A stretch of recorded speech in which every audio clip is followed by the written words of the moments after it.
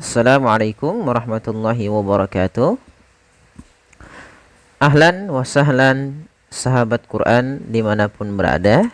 Kembali lagi bersama kami di UV Channel Belajar Al-Quran. Pada kesempatan kali ini kita akan belajar mengenai hukum nun sukun dan tanwin.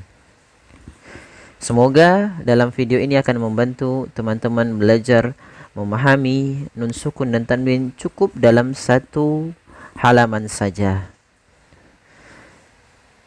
Yang perlu kita ketahui teman-teman sekalian, nun sukun dan tanwin. Apa yang dimaksud dengan nun sukun dan tanwin? Nun sukun berarti dia nun yang dia berharokat sukun atau nun yang tidak berharokat. Itu sama dengan tanwin, yaitu an, in, un. Kita contohkan, misalkan ada lafal kitaban. Kitaban. Ini semisal dengan lafal ketika kita tambahkan dengan nun. Kitaban. Bunyinya pun sama. Sehingga kita bisa menyimpulkan bahwasanya nun yang disukunkan itu sama dengan adanya tanwin. Jadi kita namakan, sehingga tanwin ini bisa kita definisikan yaitu nun sukun yang dibunyikan tapi tidak dilafatkan.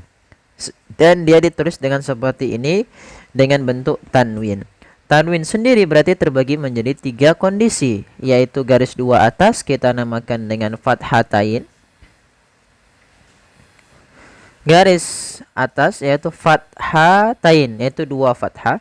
Garis bawah kita namakan dengan kasrotain, adanya 2 kasroh. Terus kita kasih yang terakhir dhammah, yaitu dhammatain, artinya 2 dhammah. Maka pada kesempatan kali ini kita akan berbicara tentang hal ini yang berkenaan dengan nun sukun dan tanwin. Terkait hukum nun sukun dan tanwin sendiri itu ada 4 macam. Ya, ada 4 macam secara garis umumnya yang kita dapatkan di dalam matan Tuhfatul Atfal. Dalam matan Tuhfah dikatakan oleh Imam Asy-Syaikh Al-Jamzuri ya, lin nuni intaskun walit tanwini arba'u ahkamin fakhud tabyini. Jadi untuk nun sukun dan tanwin itu ada 4 macam. Maaf, ada 4 hukum. Ada arba'u ahkam, ada 4 hukum. 4 hukum. Hukum yang pertama kita namakan dengan izhar halqi. Apa itu izhar halqi? Yuk kita bersama-sama belajar. Izhar. Kata izhar seperti ini tulisannya. Berawal dari kata azharo. Azharo yuzhiru, yang artinya menampakkan, menimbulkan, menjelaskan. Sementara kata izhar diartikan sebagai al-bayan, artinya jelas. Apa yang dibaca jelas? Nah, itu adalah yang dibaca jelas adalah izhar adalah ikhraju kullu harfin min makhrajihi min ghairi gunnatin kamilatin fil harfil mudhar. Yang dimaksudkan adalah menampak atau mengeluarkan huruf dari makhrajnya tanpa disertai dengan gunnah, yang dimana tanpa disertai gunnah pada huruf-huruf yang dimudharkan, yaitu huruf nun sukun dan tanwin. Kalau misalnya nun sukun jelas, misalnya masalan, maka suara lannya harus jelas, yaitu suara nun sukunnya. Karena di sini tanwin tadi kita bahas adalah suara nun sukun yang dilafazkan tapi tidak ditulis. Maka suara nun sukun dan tanwinnya ketika membaca izhar itu harus jelas. Kapan terjadinya hukum nun sukun dan hukum izhar ini? Yaitu apabila ada nun sukun dan tanwin ini, ada nun sukun dan tanwin yang ini bertemu dengan 6 huruf. Yang pertama huruf hamzah, yang kedua huruf ha, yang ketiga ain, keempat ha, ghain dan kha. Maka ini kita namakan dengan bacaan izhar. Maka huruf izhar itu ada 6. Maka dinamakan dengan izhar halqi disebabkan karena huruf izhar ini keluar daripada makhraj halq. Makhraj halq yaitu tenggorokan. Sehingga ketika ada nun sukun atau tanwin bertemu dengan 6 huruf ini harus dibaca jelas. Contohnya pada lafal man amana. Man aman. Man amana. Pada lafal man amana ini ada nun sukun, ada nun yang disukunkan bertemu dengan huruf hamzah setelahnya, sehingga suara nunnya tadi harus jelas karena izhar itu adalah kita menjelaskan suara muzharnya, menjelaskan huruf yang dibaca jelas, yaitu suara nunnya harus jelas, tidak boleh ditahan, tidak boleh man amana, tidak, tapi langsung saja man amana. Kemudian kita ambil contoh kembali ketika adanya tanwin. Nah, sekarang adanya tanwin fathatain bertemu dengan huruf H. Nah, di sini kita coba warnai dengan warna merah. Ya. Ya. Pada kata fariqon hada, di sini ada fathatain atau tanwin bertemu dengan ha, maka suara konnya harus jelas, tidak boleh ditahan dengan gunnah. Karena izhar adalah menjelaskan, menampakkan suara nun sukun dan tanwin dengan jelas tanpa disertai gunnah. Fariqon hada, fariqon hada, jelas. Kemudian kita ambil contoh yang ketiga, an'amta. Suara nunnya harus dibaca dengan jelas, amta. An'amta. Inilah yang kita namakan dengan izhar halqi. Kemudian kita masuk kepada hukum yang kedua, yaitu idgham. Apa arti daripada kata idgham? Idgham berasal dari kata adghama yudghimu, artinya idkhal. Apa itu idkhal? Idkhal artinya memasukkan. Apa yang dimasukkan? Karena di sini berkaitan dengan nun sukun dan tanwin, maka nun sukun atau tanwinnya yang dimasukkan ke huruf setelahnya. Nah, pada idgham ini sendiri ada dua macam. Yang pertama kita namakan idgham bi gunnah atau idgham ma'al gunnah. Apa itu huruf-huruf yang berkenaan dengan idgham ma'al gunnah atau idgham bi gunnah? Yaitu di sini harusnya ada 4 huruf, ya, nun, mim, dan waw. Maka teman-teman sekalian, idgham bi gunnah artinya kalau idgham. Nah, sekarang kita bahas sedikit dulu idgham. Idgham artinya ya kita membaca huruf itu langsung dimasukkan ke setelahnya, yaitu idkhalu harfil mudhar, atau ya idkhalu memasukkan huruf nun sukun dan tanwin tadi kepada huruf setelahnya. Berarti di sini kita bisa mendapati idgham bi gunnah. Idgham sudah memasukkan, bi gunnah artinya disertai dengan gunnah atau ma'al gunnah. Nah, contoh di sini yaitu huruf-huruf idgham bi gunnah ada 4. Ya, nun, mim, waw, atau kita sebut dengan kata yanmu. Yanmu. Ya, nun, mim, waw, atau disingkat dengan kata yanmu. Contoh, misalkan ada nun sukun bertemu dengan huruf ya, maka nunnya dimasukkan kepada huruf ya, tidak lagi dibaca man yasha'u, akan tetapi suara nunnya dihilangkan sebagian, tapi masih menyisakan sedikit huruf nunnya pada huruf waw. Pada huruf ya-nya. Maka maya, ya, maya. Maka cara membacanya masukkan ke huruf ya sambil ditahan gunnahnya. Mayyasha'u. Nah, kemudian Contoh yang kedua, apabila ada nun sukun atau tanwin bertemu dengan huruf mim, yaitu masukkanlah suara nunnya kepada suara mimnya. Maka bukan lagi min malin, akan tetapi menjadi mim malin. Mim malin. Langsung masuk. Mim malin. Langsung dimasukkan ke huruf setelahnya dan ditahan suara gunnah pada huruf yang setelahnya. Kalau dia di huruf ya, ditahan di ya-nya. Kalau di mim, ditahan di huruf mim-nya. Nah, idgham bil gunnah juga secara kesempurnaan dan ininya, ini kita namakan dengan idgham naqis. Untuk idgham bil gunnah itu idgham naqis.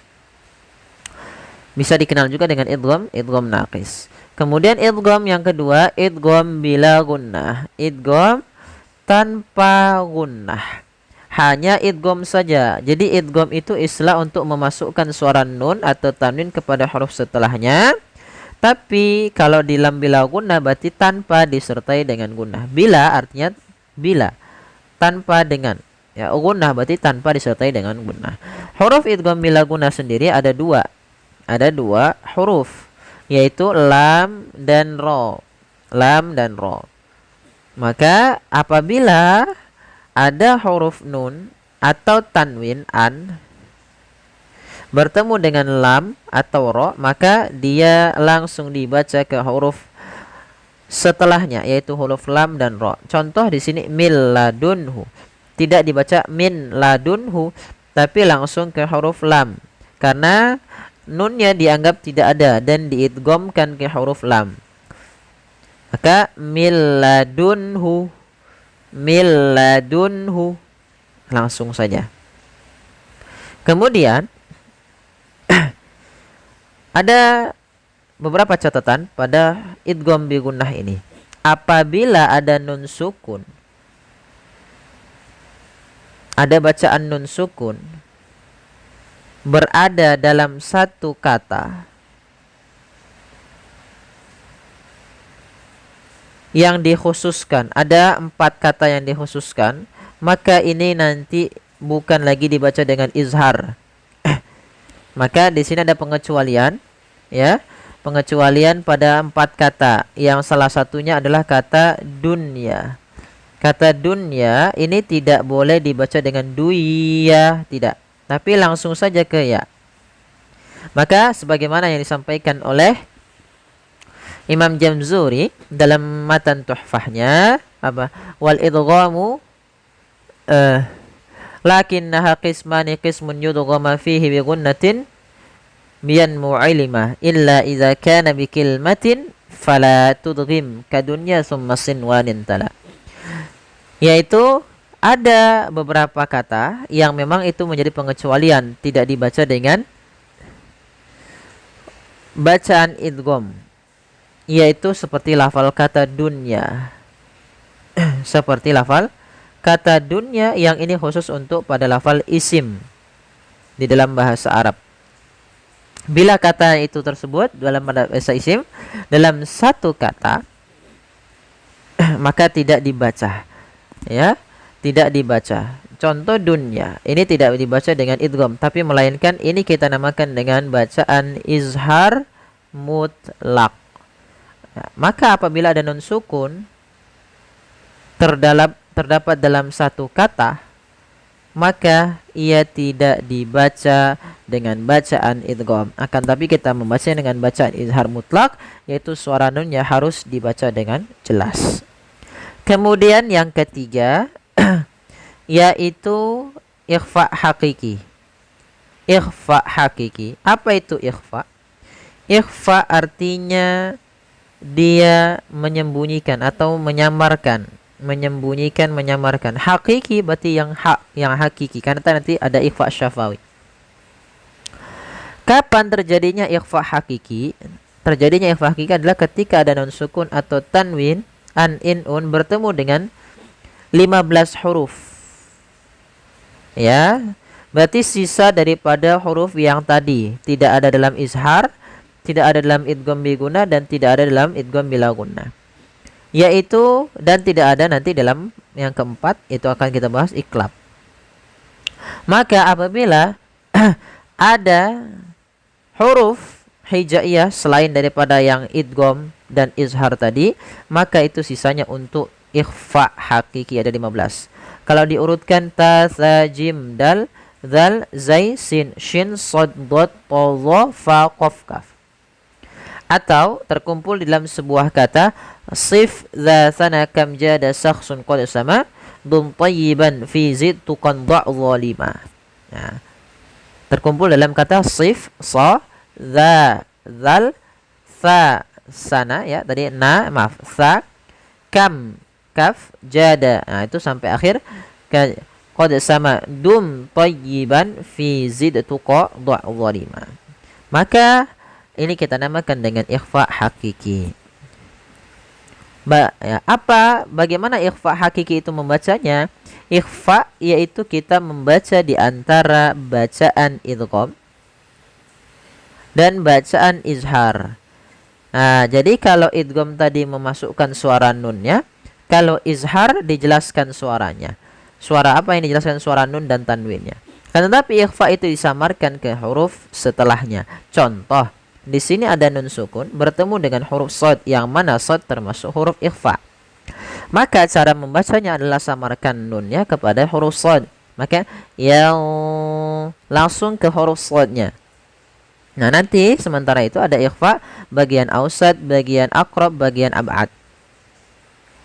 Di dalam ikhfa itu sesuai dengan nanti makhraj hurufnya, apakah dekat dengan nun atau tidaknya. Maka di sini kita tebalkan karena shad termasuk huruf yang tebal, maka ikhfa-nya pun tebal, ya.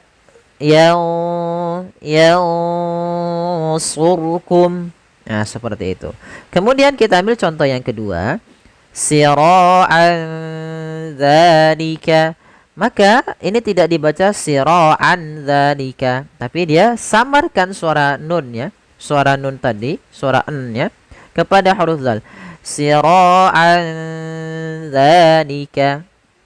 Kemudian contoh yang terakhir pada lafal faman thaqulat, yaitu ada nun sukun bertemu dengan huruf tha, maka nunnya disamarkan ke huruf tha. Faman thaqulat, sambil ditahan gunnahnya. Dan masuklah kepada bahasan yang terakhir, yaitu bahasan iklab. Apa itu iklab? Iklab adalah berasal dari kata aqlaba yuqlibu, membalikkan. Membalikkan. Apa yang dibalikkan adalah suara nunnya. Dibalikkan menjadi suara huruf mim. Maka ini terjadi hanya dalam satu kondisi, apabila ada nun sukun atau tanwin an, in, un bertemu dengan huruf ba. Hanya huruf ba saja. Maka cara membacanya, suara nunnya disamarkan kepada, bukan lagi disamarkan, tapi dibalikkan menjadi huruf mim. Nah, dalam bacaan iklab sendiri nanti ada dua cara baca. Cara baca dengan bacaan furjah, kemudian dengan bacaan itbaq.